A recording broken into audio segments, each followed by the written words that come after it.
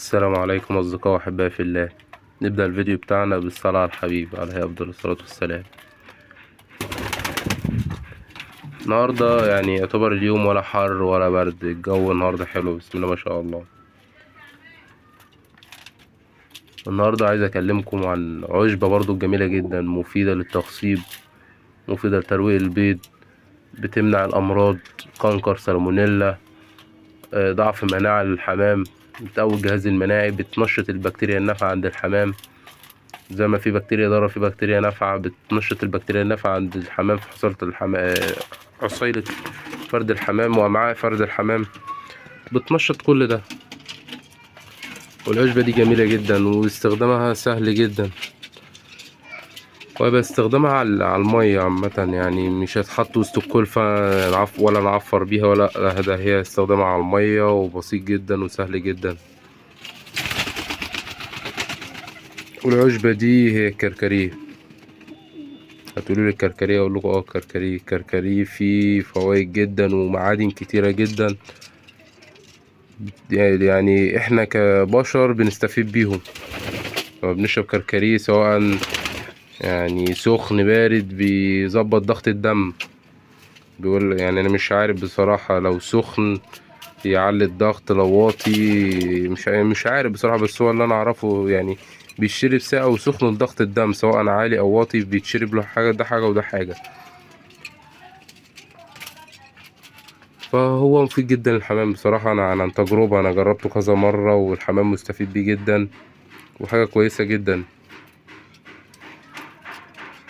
وطريقة استخدامه سهلة جدا. هنجيب معلقتين كركديه على لتر مية، وهنغليهم لمدة بالظبط 5 دقايق على النار، ونسيبهم يبردوا. بص يعني أنا مرتين في الأسبوع. بصوا الحمام يا جماعة، يعني أهو الحمام كده اللي هو إيه بيبتدي يحضر عش جديد، واللي هو خلاص يعني الدكر هيطلع دلوقتي على النتاية ويخصب عليها، وبيلف وراها كده وهي بيلقموا بعض ان هو يطلع ويكسر عليها. يعني ده برضك من فوائد الكركديه. انا بستخدمه مرتين في الاسبوع او مرة واحدة في الاسبوع. دي فوائد الاعشاب يا جماعة، غير العلاج البشري. يعني في علاجات بشري وفي علاجات بيطرية، فالحمام بيستفيد برضك من كل ده. ومش عايز اطول عليكم، يعني هو طريقة اللي انا ازاي استخدم العلاج. اللهم صل على النبي، اللهم صل على النبي. شفتوا يا جماعة الدكر وهو طلع على النتاية وكسر عليها؟ هو ده فوائد الكركديه. مخليش الدكر يروق، ومخليش النتاية تجيب بيضة ضعيفة بريشت أو بيضة ضعيفة، لا مفيش الكلام ده. هو الدكر هيطلع يخصب على النتاية، الحصوات تيجي متخصبة بإيه بمشيئة الرحمن. يعني القص ده أصلا معاه لسه زغلولين، الزغلولين اللي معاه يمكن ما كملوش بالظبط كده 14 يوم لغاية النهاردة، 15 يوم بالنهاردة بالظبط. وبيبتدي ايه اللي هو ايه يحضر عش جديد كمان. فمش هطول عليكم. نجيب معلقتين كركديه، هنغليهم على لتر ميه لمدة 5 دقايق ولا 6 دقايق، وبعد كده هنفضيه على يعني هنمسق بيه. وانا هوريكم عملي دلوقتي. يعني انا مفضي المسق اهو، مجهز كل حاجة. بصوا، ده 2 لتر ميه وده لتر ميه اهو. فضي عليه كده اهو. انا فضيت نص الازازة، مفضيتش الازازة كلها. وهمسق بيه المسق اللي عندي كلها، افضيه للحمام. طبعا لما اعمل كده بص اللون اختلف ازاي، بصوا الشكل. طبعا تقولوا لي ايه اللي حصل ده، عشان انا لما خفيت الكركديه بس يا جماعه مش اكتر، بقى لونه فاتح اهو. مسق بيه المساء كلها اللي عندي اهو.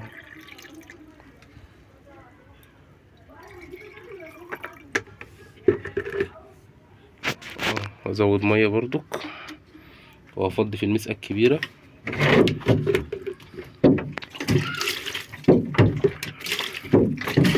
انا مخلي ميه جاهزه معايا هنا على طول. طبعا مفيش حنفيه هنا جنبية اهو. بفضي شويه تاني بص اللون بيبقى فاتح ازاي، طبعا عشان اخفه اهو. وهنفضي بقية الكمية عشان نفضيها في الايه، في الازاز الكبير اهو. قدامكم يا جماعة كل حاجة بعملها تفيد حمامي، انا بعملها قدامكم وليكوا، ويا رب تستفادوا اهو. بسم الله. طبعا لازم على عطش، لازم كل ده على عطش، والحمام هيروح يشرب منه ويستفيد ايه بإذن الله اهو. خليكم معايا اوزع المسا وارجع لكم تاني. وزعت المسا بتاعتي في العيون وللحمام في الازاز الكبير. لازم بس نكون على عطش، يعني مثلا 3-4 ساعات على الأقل عشان خاطر الحمام يشرب المية ويستفاد. بس وده كان فيديو النهاردة، ويا رب يكون عجبكم الفيديو، ولو عجبكم الفيديو متنسوش يعني تدعموني بلايك وبالاشتراك في القناة. ونختم برضك الفيديو بتاعنا بالصلاة على الحبيب عليه أفضل الصلاة والسلام.